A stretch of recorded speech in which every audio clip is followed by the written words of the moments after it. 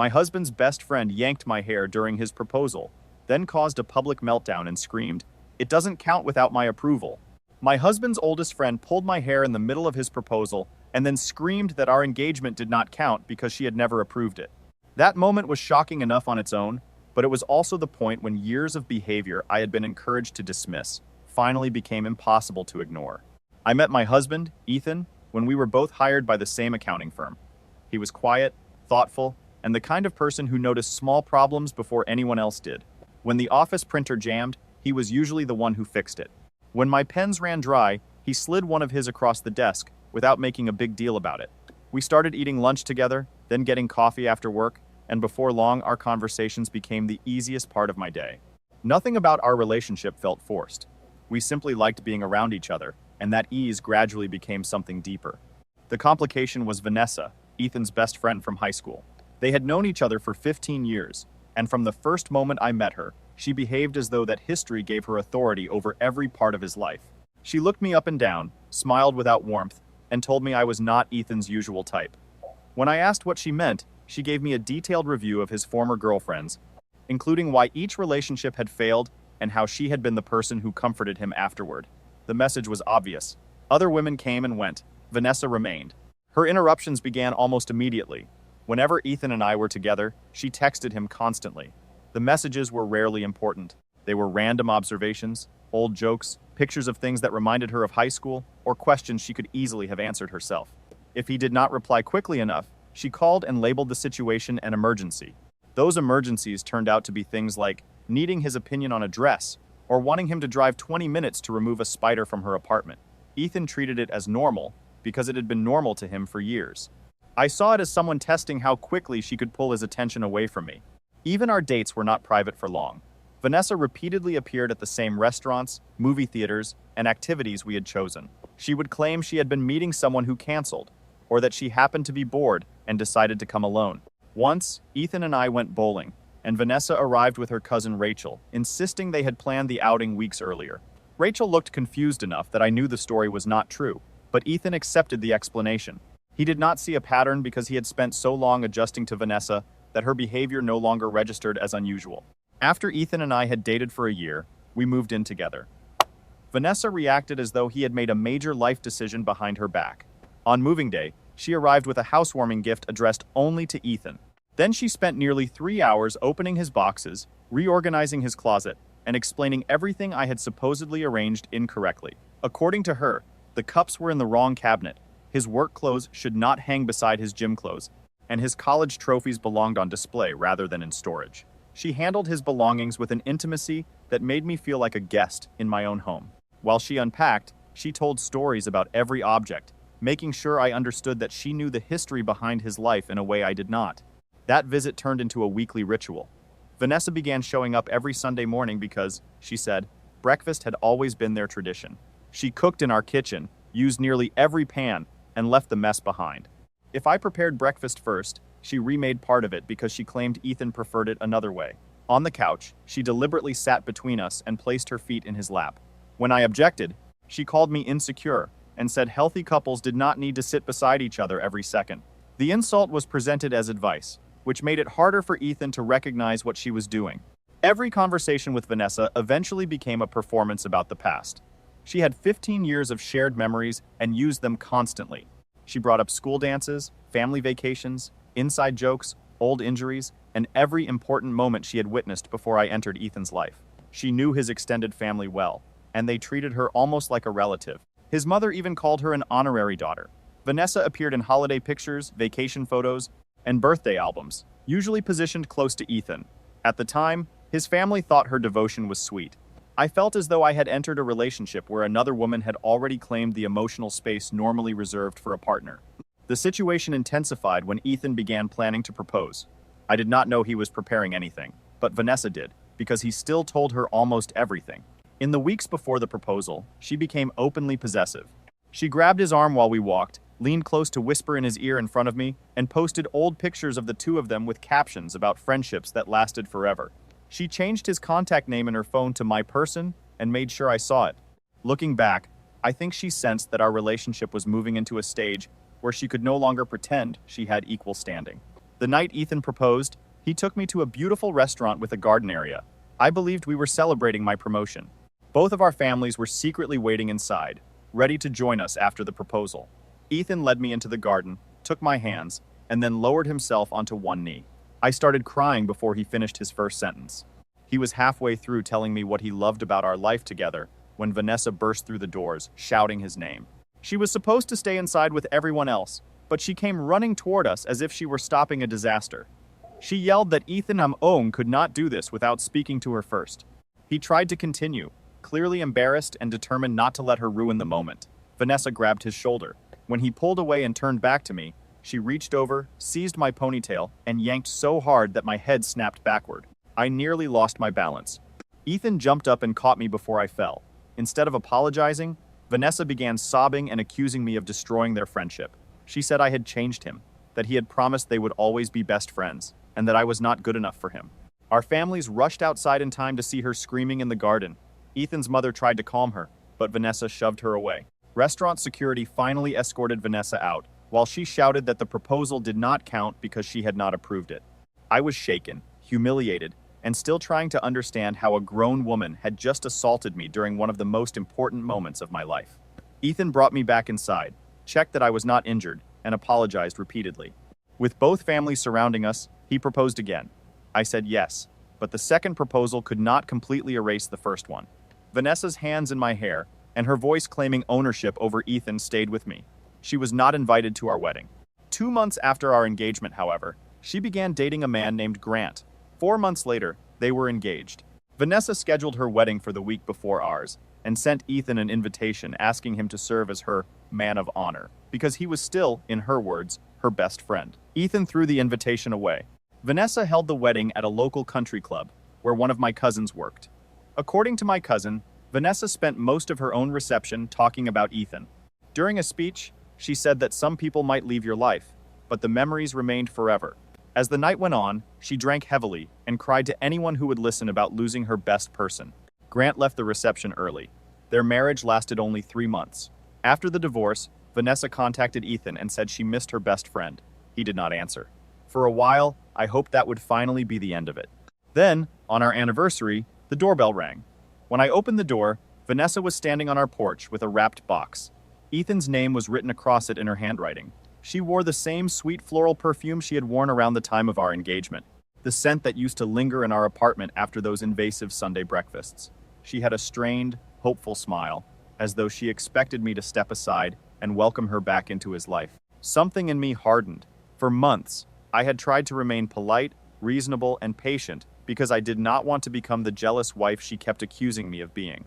But seeing her on our doorstep on our anniversary, holding a gift meant only for my husband, made the pattern feel deliberate in a way I could no longer excuse.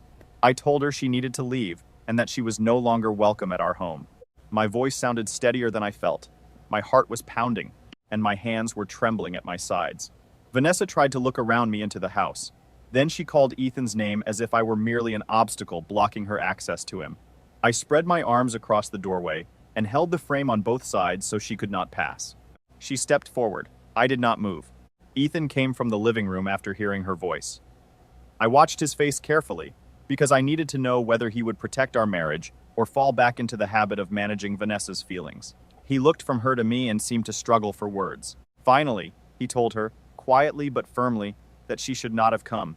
For one brief moment, I felt hopeful. Vanessa immediately began crying. Her tears came quickly and dramatically, the same way they always had when Ethan resisted her. She said she had only wanted to leave a gift and could not understand why we were being cruel after everything they had survived together. Then she began listing old memories designed to trigger his guilt.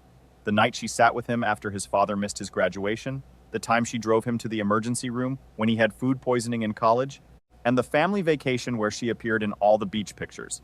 Each memory was presented as evidence that 15 years of history outweighed the life Ethan and I were building. This time, Ethan did not surrender. He told her that arriving without warning, especially after what she had done at the proposal, was unacceptable.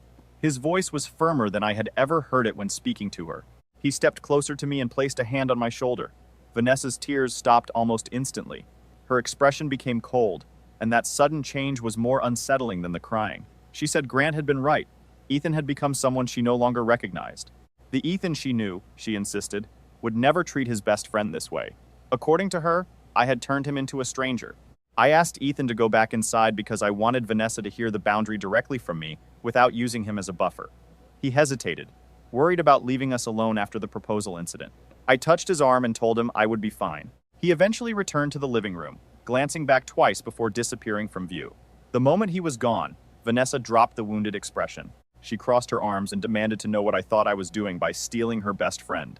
She spoke as if Ethan were property, and I had taken something that belonged to her. I told her Ethan was my husband, not her possession. I reminded her that she had pulled my hair in front of both families and had to be removed by security. Vanessa laughed. She called it a little hair pulling and said I was being dramatic. In her version of events, it had been a joke, and I was simply too sensitive to handle it. She added that Ethan's previous girlfriends had been able to take a joke better than I could. Hearing her minimize what happened made me realize she did not see herself as having crossed a line.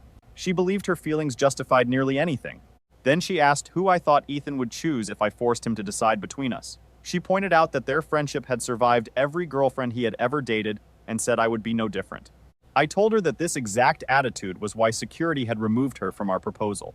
Healthy friendships were not based on ownership, competition, or sabotage. Real friends supported each other's relationships instead of treating every partner like an enemy. Vanessa rolled her eyes and said, I could never understand their bond because I had not been there for those 15 years. I took the gift from her hands before she could pull it back. I told her I would make sure Ethan received it. Then I closed the door while she was still standing there, stunned that I had ended the conversation instead of continuing to argue. I locked both the deadbolt and the chain. Through the narrow window beside the door, I watched Vanessa remain on the porch for nearly 2 minutes. She stared at the closed door as though she expected Ethan to open it and invite her inside. Eventually, she walked to her car and drove away. I was shaking, but underneath the fear and anger, I felt stronger than I had in months. Ethan was sitting on the couch with his head in his hands when I returned. He looked miserable and apologized for Vanessa ruining our anniversary plans.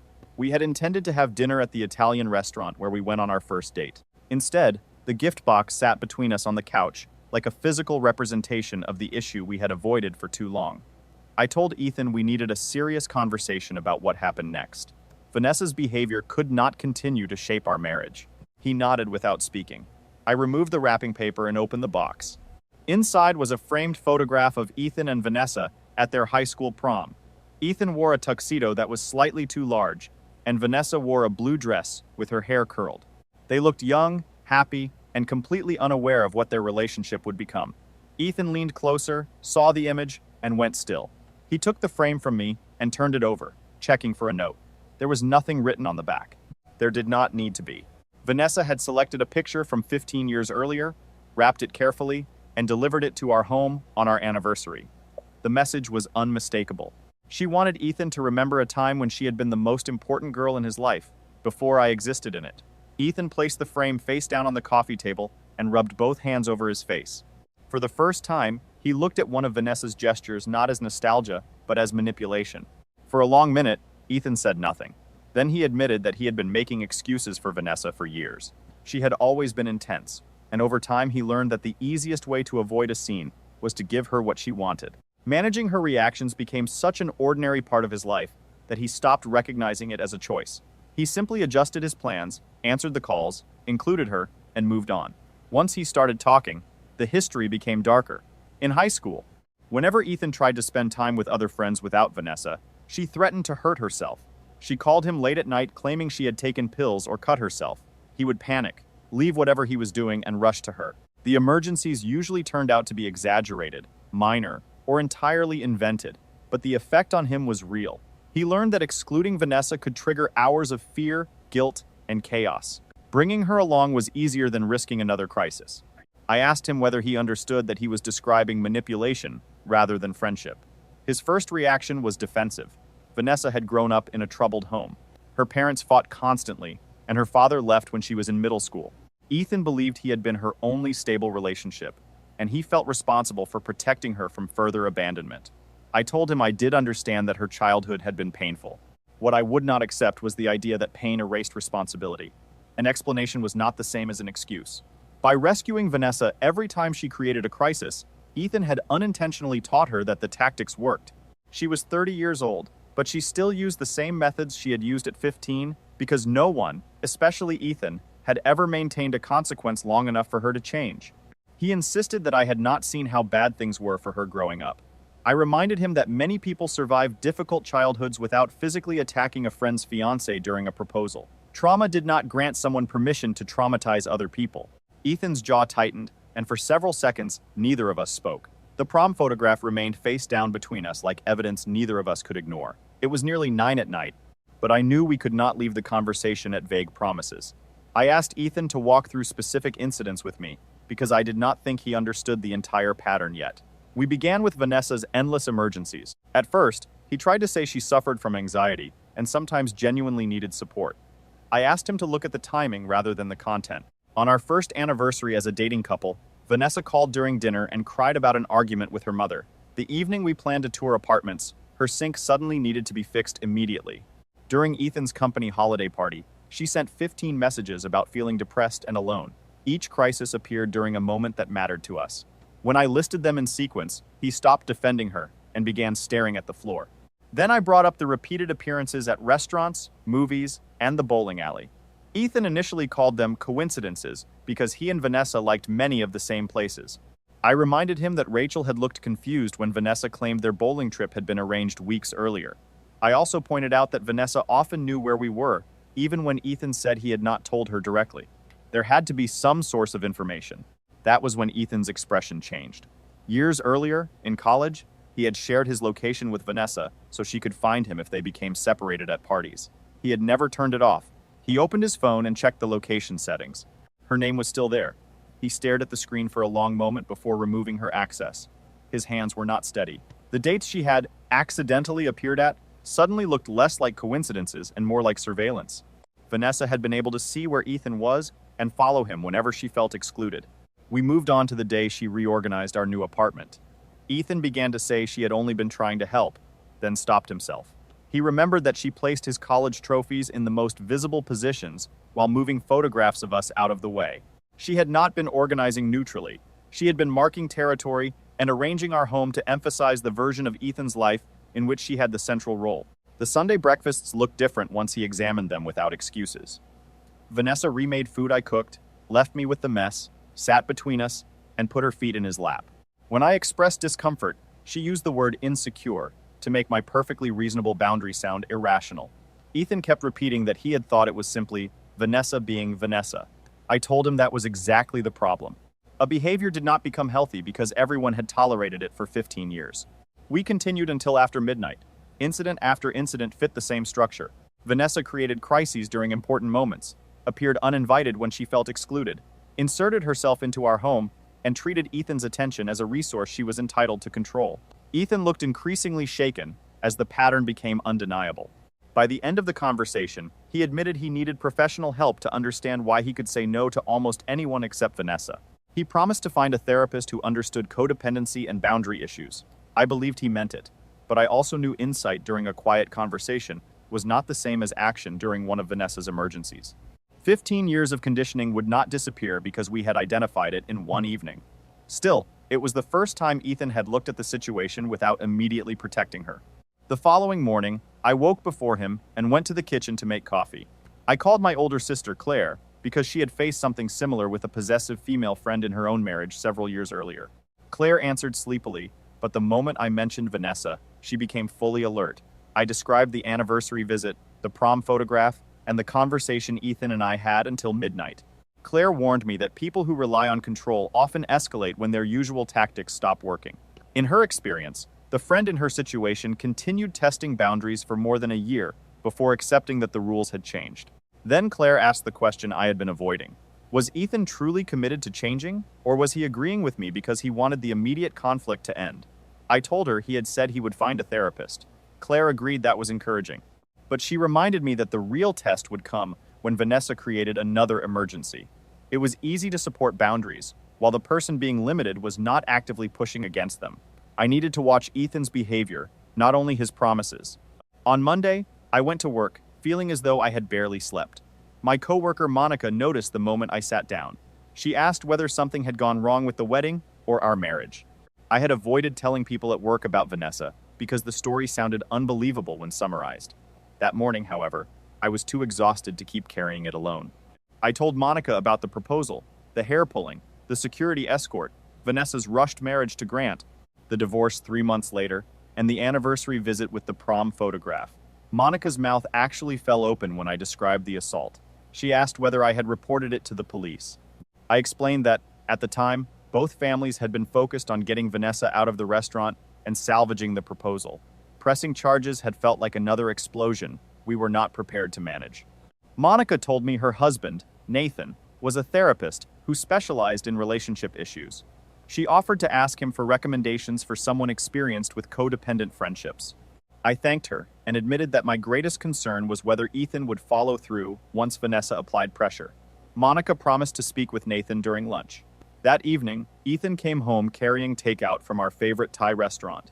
Before I could ask, he told me he had already found a therapist with an opening the following week and scheduled an intake appointment. He had searched through his insurance provider, read reviews, and chosen someone who specifically mentioned codependency and boundaries. I felt an immediate wave of relief. He had taken the initiative, without waiting for me to research, remind, or insist. During dinner, Ethan said he had spent the day thinking about our conversation. He could see that I had been right about the pattern, even though accepting it made him feel ashamed. He looked tired, but determined. Later, while we watched a movie, he kept his phone on silent and did not check it every few minutes. It was a small act, but in our life, it mattered. For years, Vanessa had trained him to remain available at all times. The next morning, I woke to find Ethan dressed and sitting on the edge of the bed with his phone in both hands. He looked as though he had not slept. Vanessa had sent 12 messages since midnight. The first messages were nostalgic. Reminders about sneaking onto the football field as teenagers, driving to the beach at 2 in the morning, and studying for the SATs together. Then the tone shifted. She asked why he was ignoring her, whether she had done something wrong, and whether he was angry. The final messages were more desperate.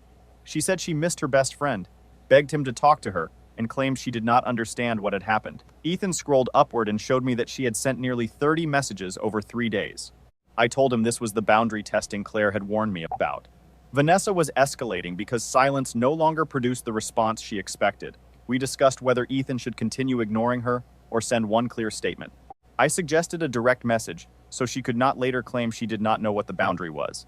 Ethan typed slowly and showed me the draft. He wrote that he needed space to focus on his marriage, that arriving at our house without permission had been inappropriate, and that it could not happen again. He asked whether it sounded cruel. I told him it was firm, not cruel. He sent it. Vanessa called less than 2 minutes later. Ethan declined the call. She called again.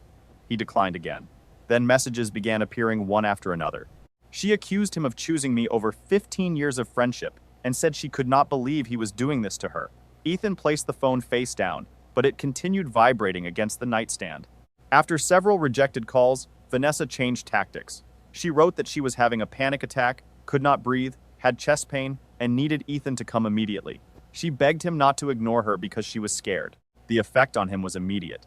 His face went pale, his breathing quickened, and his finger hovered over the call button. Intellectually, he knew the message might be manipulation. Physically, he reacted like the frightened teenager who had been trained to believe Vanessa could die if he did not rescue her. He told me every instinct in his body was ordering him to go to her apartment. Sweat appeared along his forehead, and his hands shook. I put a hand on his arm and asked what he believed his therapist would tell him to do. Ethan closed his eyes and took a slow breath. He said the therapist would probably remind him that Vanessa had survived every previous crisis and would survive this one too. Even as he said it, his hands continued trembling. I suggested a wellness check. If Vanessa was genuinely experiencing chest pain and breathing difficulty, professionals were more qualified to help than Ethan. If she was not in danger, calling for assistance would prevent him from being pulled back into the same private rescue cycle. Ethan looked surprised because the option had never occurred to him. For 15 years, Vanessa had presented herself as his personal responsibility. He called the non-emergency police line and calmly explained that a friend was claiming to have a panic attack and chest pain. He said he was concerned about her safety, but could not personally go to the apartment because of boundary issues. He provided Vanessa's address, and the dispatcher said an officer would check on her. After the call, we sat in silence. More messages arrived, but Ethan did not open them. About 20 minutes later, an officer called from an unfamiliar number. Vanessa was fine. She had been surprised when the police arrived, and admitted she had been texting a friend but was not actually in medical distress. The officer's matter-of-fact tone suggested this was not an unusual situation. Ethan thanked him and ended the call. Relief passed across his face, followed immediately by guilt. He said he felt terrible for sending police to her apartment. I reminded him that Vanessa had described symptoms that could have indicated a medical emergency.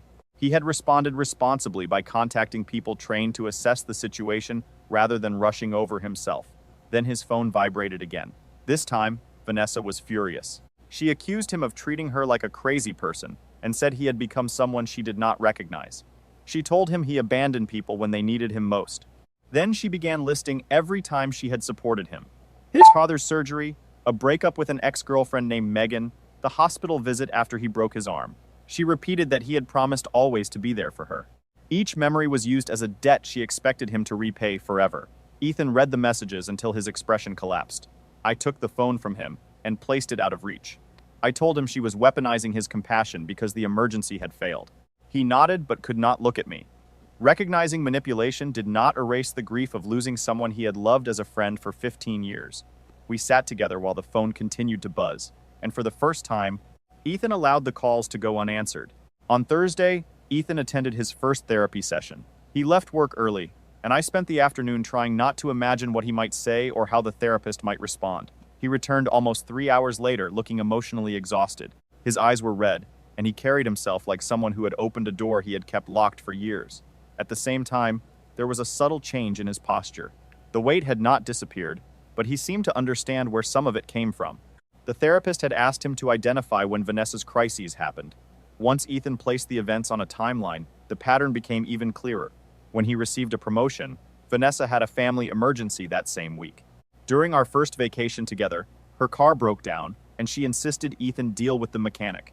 When we announced that we were moving in together, she experienced a medical scare that turned out to be nothing serious.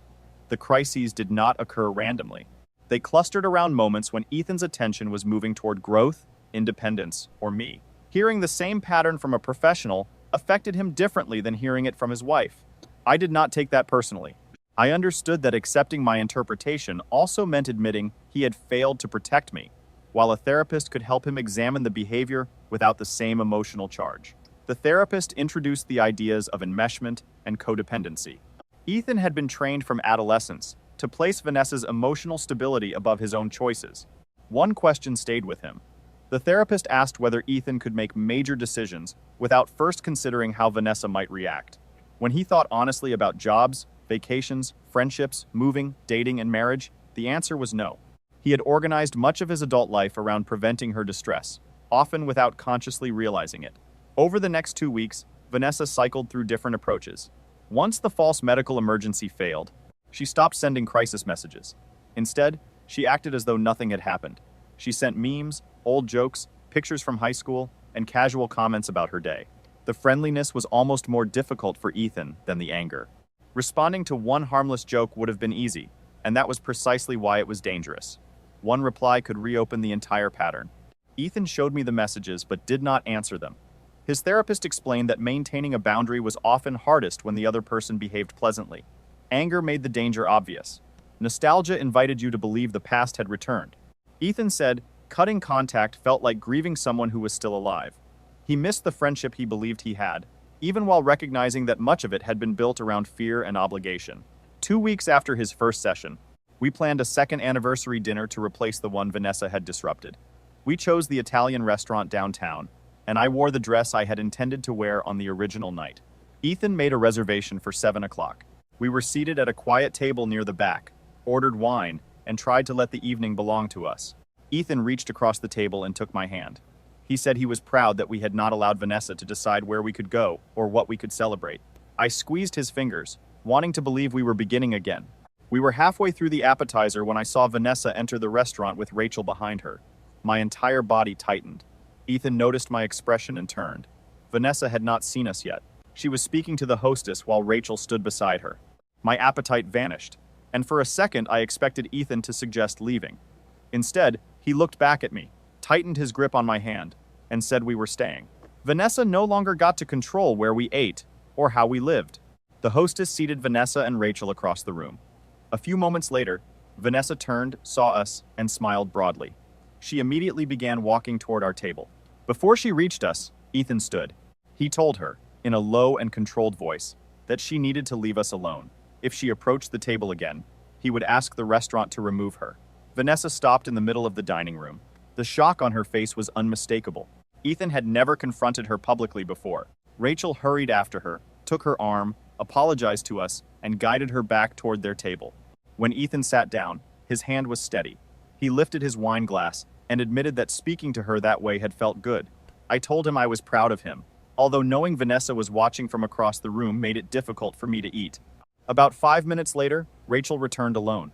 She apologized again and explained that she truly had not known we were there. Vanessa had recognized our car in the parking lot and insisted on staying once she realized we were inside. That confirmed what I already suspected. Their arrival had not been innocent. Rachel looked embarrassed and worried. She said Vanessa had been obsessing over Ethan for weeks. She was barely sleeping, hardly eating, and talking about him constantly. The family had tried to encourage therapy, but Vanessa insisted everyone else was the problem. Rachel promised to keep her away from our table for the rest of dinner. Before returning to Vanessa, Rachel told us something that made the collapse of Vanessa's marriage finally make sense. Grant had not left because of one argument, or because the relationship had moved too quickly. He left because Vanessa compared him to Ethan every day. If Grant cooked dinner, Vanessa said Ethan made better pasta. If he planned a date, she said Ethan knew better restaurants. When Grant brought flowers, she told him Ethan would have remembered her favorite colors. According to Rachel, Grant told Vanessa's mother that being married to her felt like being a substitute for another man. He could not compete with a 15-year fantasy. The revelation confirmed that Vanessa's wedding had never represented a genuine attempt to move forward. Grant had been a placeholder, someone she could use to prove she was wanted while still centering Ethan in her emotional life. I felt sympathy for him, and an uncomfortable sense of validation. I had not imagined the obsession. We finished dinner without another direct interruption, but Vanessa stared at Ethan repeatedly from across the room. She barely appeared to listen to Rachel. Her focus remained fixed on my husband, with an intensity that made my skin crawl. When we finally reached the car, Ethan took my hand and said he was proud of how we had handled the evening as a team. His therapist had been helping him understand that protecting our marriage was not an act of betrayal against Vanessa. It was a choice to place responsibilities in the correct order. Hearing him say that meant more to me than any dramatic declaration. For the first time, he was not merely following a boundary I had demanded. He understood why it was necessary. The next day, while I was at work, I received a text from an unfamiliar number. It was Rachel. She had found my contact information in a family group chat and wanted to tell me something about Vanessa's history.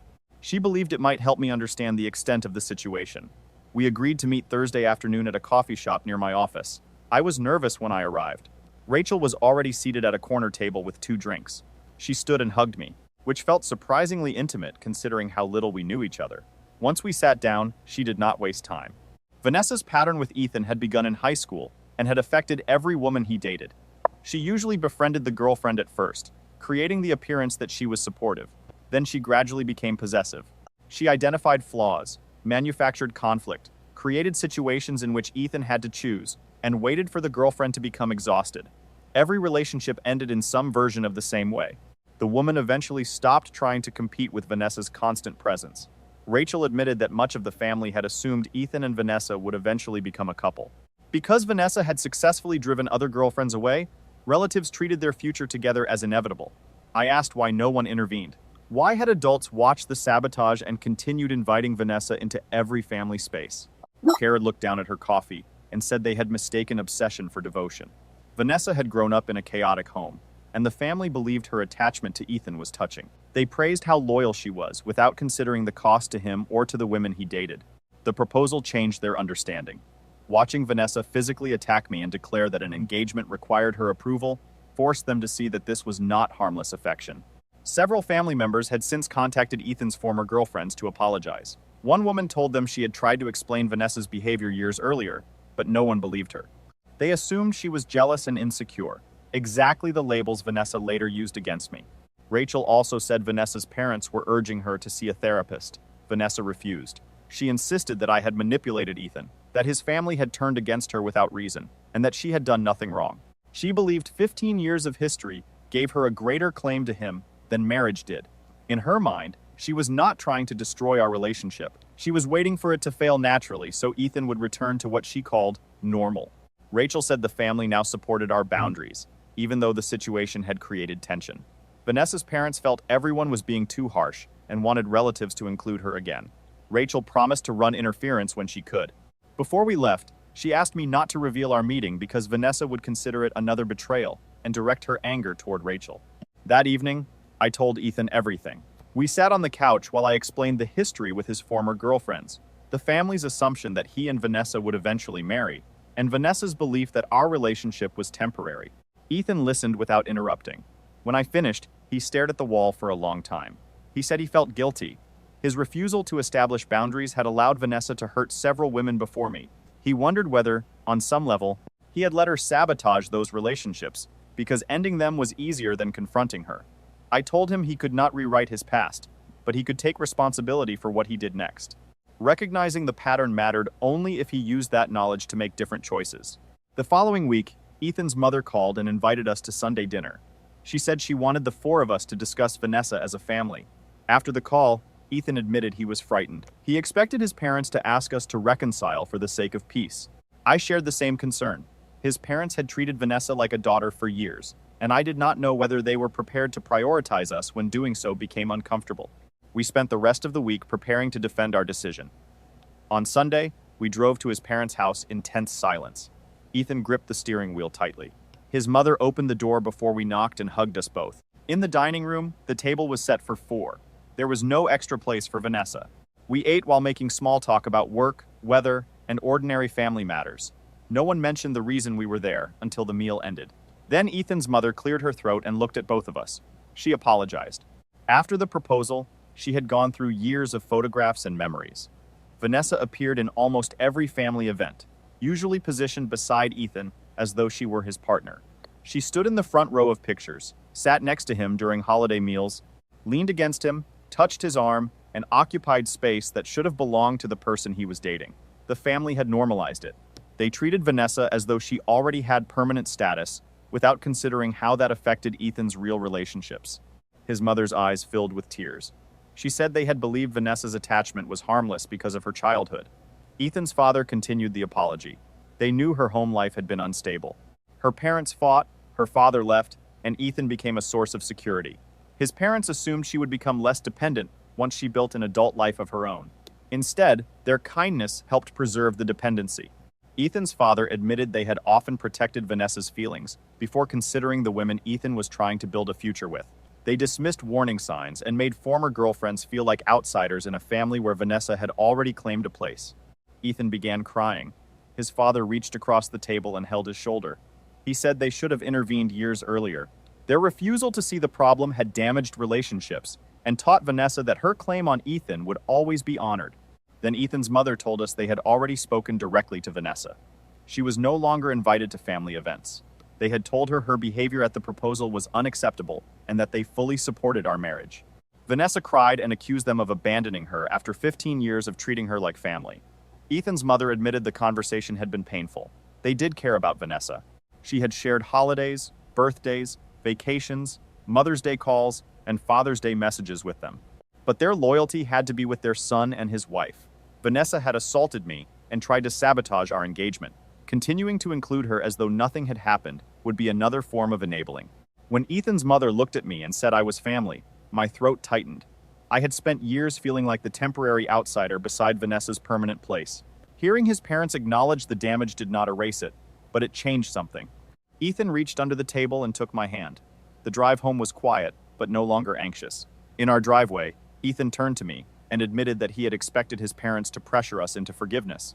I told him I had expected the same. We sat in the parked car holding hands, relieved that for once, the people around us were helping maintain the boundary instead of asking us to surrender it. During the following month, Vanessa contacted Ethan less often, but every message became longer and more emotionally intense. One listed nearly every private joke they had shared. Another described the day they met in high school biology class. A third explained how empty her life felt without the person she still called her best person. Ethan showed me the messages as they arrived and never replied. Therapy helped him process the guilt and grief. At first, a new message made his hands shake. As the weeks passed, he became less reactive. He read, deleted, and continued with his day. He began sleeping through the night instead of waking whenever his phone moved. At home, He laughed more and stopped checking the screen every few minutes, as though a disaster might be waiting. One evening, while we cooked dinner together, Ethan said his therapist had described the friendship in a way he could not forget. A healthy friendship should never feel like a hostage negotiation. Vanessa's affection had always depended on him placing her above everyone else, including himself. He had mistaken constant need for closeness, because her version of friendship was the first one he had learned deeply. The therapist asked him to compare Vanessa with his other friends.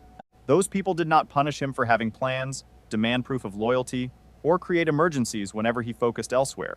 Healthy friends celebrated marriages, promotions, travel, and new families. They did not experience another person's happiness as abandonment. Around that time, we received a wedding invitation from Ethan's college friend Caleb, who had moved across the country for work 5 years earlier. Ethan lit up when he saw the envelope. Caleb had been his roommate during sophomore year, and they had spent long nights talking about the kind of lives they wanted to build. Most importantly, Caleb's friendship existed outside Vanessa's orbit. Ethan immediately texted that we would attend and booked flights to California. His excitement was spontaneous. He did not first calculate whether Vanessa would be hurt, whether she might demand to come, or whether a crisis would appear. Watching him make an ordinary decision so freely showed me how much had changed. 3 days later, Vanessa somehow learned about the wedding. She messaged Ethan and asked whether he was truly willing to celebrate someone else's relationship while abandoning his oldest friend. She said Caleb barely knew him anymore, and that real friends stayed during difficult times instead of flying away to party with people who had forgotten them. Ethan and I recognized the tactics immediately. She used the length of the friendship as ownership, treated attendance at a wedding as betrayal, and tried to make him feel guilty for reconnecting with someone she had helped push away. He stared at the message, opened his contacts, and blocked her number. The action took only a few seconds, but it represented months of work. Ethan showed me the blocked contact screen and said his therapist had reminded him that blocking was not cruelty when a person repeatedly ignored a clearly stated boundary. It was protection. Vanessa responded by searching for other routes. She sent requests through social media platforms Ethan barely used, messaged him through old applications, and emailed from new addresses after he blocked the original one. We spent an evening changing privacy settings, closing message requests from strangers, and creating filters that automatically removed anything sent from her accounts. The process felt extreme, but Vanessa had made ordinary access unsafe. Ethan said we were not building a fortress to punish her. We were creating enough distance to live without interruption. That distinction mattered to him. He still did not want to become vindictive. He simply no longer believed. Her desire for contact outweighed our right to peace. Caleb's wedding took place on a sunny Saturday in San Diego. The ceremony was held on a beach with the ocean behind the altar. During the cocktail hour, Ethan reconnected with college friends he had not seen in years. They hugged him, introduced me warmly, and said how glad they were that he had come. While I was getting drinks, a friend named Jordan pulled Ethan aside. They spoke seriously for several minutes. When Ethan returned, he looked thoughtful.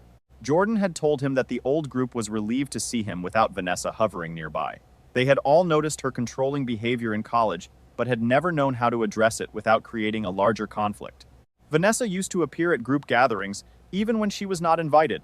During nights Ethan spent with male friends, she texted relentlessly and became angry if his attention was not available. Over time, people stopped inviting him because they knew Vanessa would either join them or create enough drama to ruin the evening. Her presence had not only damaged his romantic relationships, it had isolated him from friendships that might have given him a healthier point of comparison. At the reception, Ethan seemed lighter than I had seen him at any social event. He danced with me during the slow songs, laughed with old friends at our table, and left his phone alone. During faster music, he spun me until we were both dizzy and laughing. There was no part of him waiting for an emergency.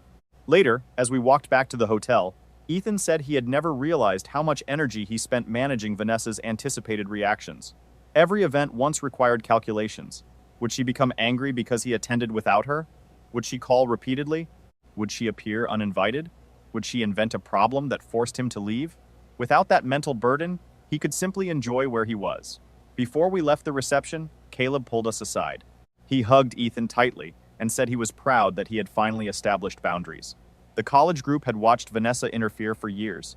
Caleb joked that some of them once wondered whether Ethan would ever escape her orbit, but beneath the humor was genuine relief. Caleb admitted that Vanessa was one reason their friendship faded.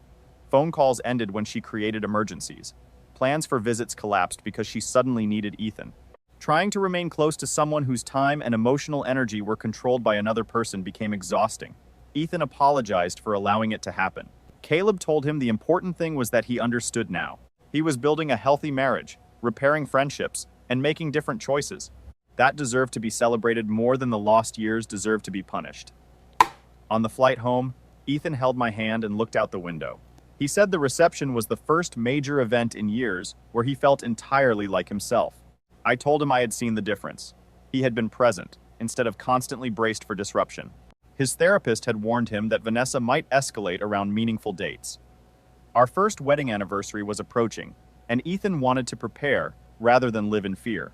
He had learned breathing exercises for moments when guilt overwhelmed him, methods for identifying manipulation, and ways to tolerate discomfort without immediately trying to fix someone else's emotions. The techniques sounded simple when described, but applying them against 15 years of conditioning required real effort. For our anniversary, we booked a small bed and breakfast 2 hours away. Ethan turned his phone completely off for the weekend and left it in the car. 6 months earlier, he could not have gone 30 minutes without checking whether Vanessa needed him. Now he chose to be fully present with me. The inn was an old farmhouse with a wraparound porch and open fields. We spent Saturday morning walking around the property and eating breakfast outside. Ethan's shoulders were relaxed, and our conversations moved through work, plans, family, and ordinary jokes without circling back to Vanessa. At sunset, while we sat together on the porch swing, Ethan began talking about grief. He had spent months mourning the friendship he thought he possessed. Now he understood that much of those 15 years had been manipulation, but the memories themselves were still real to him. He remembered laughter, school, vacations, late-night conversations, and the belief that Vanessa cared about his happiness. What hurt was realizing she had not wanted him to become independent. She wanted him to remain necessary to her. She treated possessiveness as loyalty and dependency as love. Ethan's voice broke when he spoke about former relationships, missed opportunities, and friendships that faded while he was managing Vanessa's crises. He cried and apologized for crying. I told him grief did not become illegitimate because the relationship had been toxic. He was allowed to mourn what he believed existed, even while choosing never to return to it. I held him until the moment passed. That conversation felt like another form of closure, quieter and more honest than anger. When we returned home, a handwritten letter from Vanessa was waiting in the mailbox. I recognized her writing immediately, and my stomach dropped.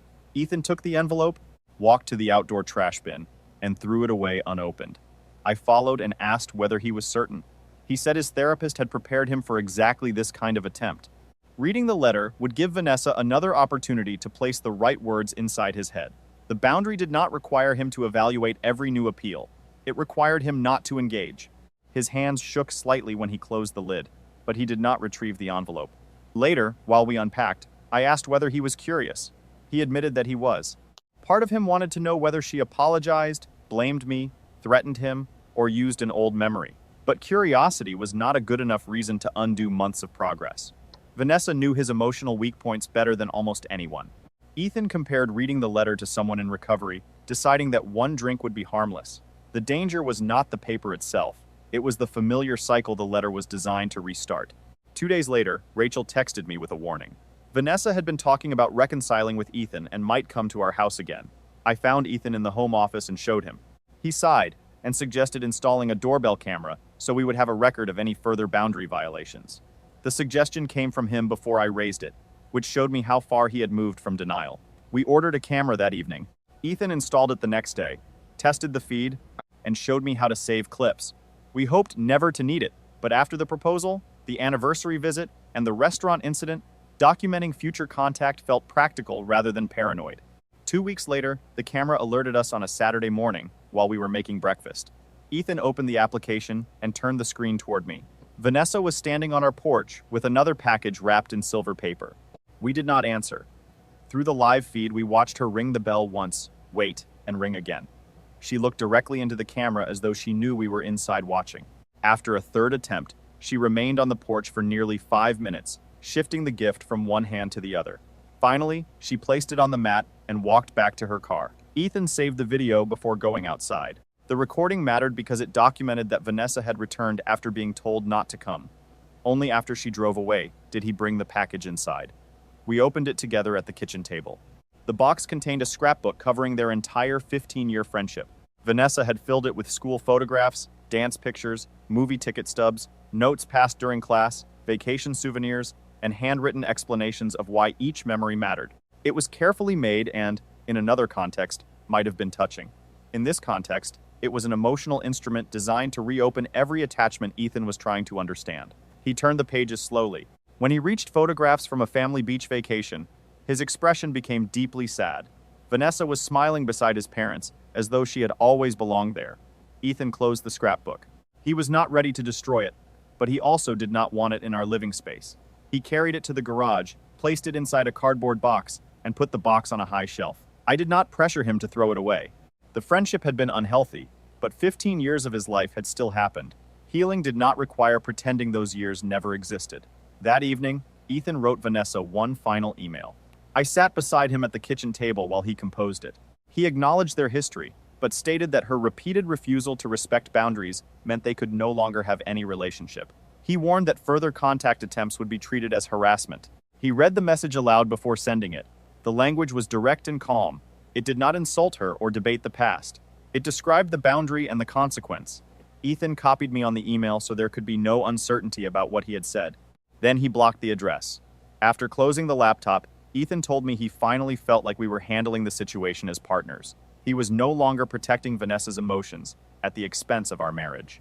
I hugged him and told him I was proud of the work he had done, not simply because he had chosen me, but because he had begun choosing his own health as well. Vanessa did not answer the final message. Her contact attempts stopped. At first, the silence was almost as unsettling as the messages. We expected another escalation, an appearance at Ethan's workplace, a late-night visit, a new account, or another emergency. Days became weeks, and nothing happened. Ethan discussed the silence in therapy. His therapist said Vanessa might finally be accepting the boundary, or she might be waiting to try another approach. We should remain observant without allowing fear to dominate our lives. That balance was difficult. 15 years of crisis had taught Ethan to expect the next alarm, and months of conflict had taught me the same. The first month without Vanessa felt like waiting for a storm that never arrived. I checked my phone more often than I wanted to admit. Ethan tensed whenever the doorbell rang. Slowly, the absence became real. There were no messages, no surprise visits, no calls from unknown numbers, and no claims of disaster. We both began sleeping better. The hunted expression Ethan had worn for months faded. He continued therapy every Thursday, even after the immediate crisis passed. Each week, he came home with another insight about how he had learned to regulate Vanessa's emotions instead of his own. He began reconnecting with college friends through group chats and video calls, repairing relationships that had weakened because she monopolized his attention. By the second month, the changes had spread into daily life. Ethan made plans without calculating whether Vanessa might appear. We went to movies and restaurants without scanning every entrance. He joined a softball league with coworkers and started attending occasional happy hours, activities he had once avoided because Vanessa frequently created emergencies when he was unavailable. Therapy also helped him set boundaries beyond this one friendship. When his mother tried to use guilt over a family obligation, he answered honestly instead of surrendering. When a coworker asked him to cover a shift for the third time, he said no. These were small moments, but they proved he was not merely removing Vanessa. He was changing the pattern inside himself that had made the relationship possible. 3 months after the final email, Rachel contacted me. Vanessa had a new boyfriend named Logan, a man she met at her gym. According to Rachel, the same behaviors had already begun. Vanessa texted constantly, arrived at his apartment without warning, and became upset whenever he made plans that did not include her. Her family was concerned she would destroy another relationship. Vanessa's mother again begged her to seek therapy, but she refused. She continued insisting that Ethan and I were responsible for everything and that she had never done anything wrong. I showed the messages to Ethan. He shook his head and said he felt sorry for Logan, but he also understood that Vanessa was no longer his responsibility. For 15 years, Ethan had believed he could rescue her if he tried hard enough. That belief had nearly cost him his marriage, his friendships, and his sense of self. We briefly discussed whether someone should warn Logan, but decided not to involve ourselves. Vanessa would interpret any contact as proof that we remained obsessed with her, and it would pull us back into the cycle we had worked to escape. As our second anniversary approached, Ethan suggested returning to the same restaurant where Vanessa had interrupted our replacement celebration. I hesitated. The memory of watching her cross the dining room still made my body tense. Ethan said he wanted to reclaim the place, not to prove anything to Vanessa, but to prove to ourselves that fear no longer chose our destinations. We reserved a table in the garden area. The evening was warm, and string lights hung above us. We ordered wine and appetizers. Ethan held my hand across the table. No one interrupted. No one rushed through the doors, demanded approval, or created an emergency. We spent the evening celebrating 2 years of marriage like an ordinary couple. Ethan told me he finally felt like himself again. He could be a husband, a friend, a son, and an individual without functioning as someone else's permanent emotional response system. Therapy had taught him that love did not require constant sacrifice, and that boundaries were not rejection. They were part of respect. I told him I was proud of how seriously he had taken the process. Breaking a 15-year pattern had demanded more than blocking a phone number. It required him to sit with fear, guilt, sadness, and uncertainty, without returning to the behavior that temporarily relieved those feelings. He had done that repeatedly, even when it hurt. We remained at the restaurant until closing, talking about our future. For the first time, those plans did not include calculations about Vanessa. We had begun looking at houses in neighborhoods with good schools. We discussed the possibility of trying for a baby the following year. Months earlier, her chaos had occupied so much of our emotional energy that planning a family felt impossible. Now there was space. Life settled into routines that belonged to us. We had weekend brunches with friends, quiet evenings at home, and date nights that were not interrupted by crisis calls. We stayed aware of the possibility that Vanessa could return, but we stopped organizing our choices around that fear. Ethan continued therapy because he wanted the deeper changes to last. He became more confident in conflict, more willing to say no, and less likely to treat another person's disappointment as proof that he had done something wrong. I watched him rebuild relationships and become more secure in his own judgment. Sometimes I still remembered the garden proposal with painful clarity. Vanessa's hand closing around my ponytail, the sudden pull, Ethan catching me, and both families running outside. I thought about how close we had come to treating that moment as an isolated outburst, instead of the visible result of a much older pattern. What saved our marriage was not one confrontation or one blocked number. It was the decision to name what was happening, examine every excuse, establish boundaries, and hold them when Vanessa shifted tactics. It was Ethan accepting responsibility without collapsing into shame. It was his family admitting they had enabled the situation. It was both of us choosing communication over avoidance. One evening, while we looked at house listings online, Ethan told me he was grateful I had refused to tolerate Vanessa's behavior. If I had kept trying to be agreeable, he believed he would still be trapped in the same cycle, calling constant sacrifice loyalty and calling fear friendship. Being forced to confront the truth had changed his life. 3 weeks later, we placed an offer on a blue colonial house with a large backyard and enough room for the family we hoped to build. The realtor asked whether we wanted more time to think. Ethan looked at me, and I already knew the answer.